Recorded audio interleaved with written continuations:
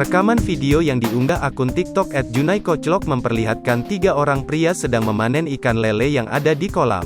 Tampak kolam ikan lele itu tak terurus dan sudah lama tak dibersihkan. Tak diduga, penampakan ikan lele yang ada di kolam itu bikin melongo. Ukuran jumbo lele-lele di sana bisa 3 kali lipat dari lele besar yang kebanyakan dijual. Saking besarnya, seekor lele itu hanya bisa diangkat satu orang satu. Ketika diambil lele jumbo ini cenderung mudah ditangkap. Lele berukuran jumbo ini memiliki panjang hampir setengah dari tinggi pria dewasa yang menangkap. Menilik akun TikTok @junaikoclok, rupanya satu ekor lele jumbo itu mempunyai berat dengan bobot sekitar 10 kg. Video tersebut viral di media sosial TikTok dan bikin warganet kaget lantaran lele itu berukuran besar. Warganet pun ramai memberikan beragam komentar.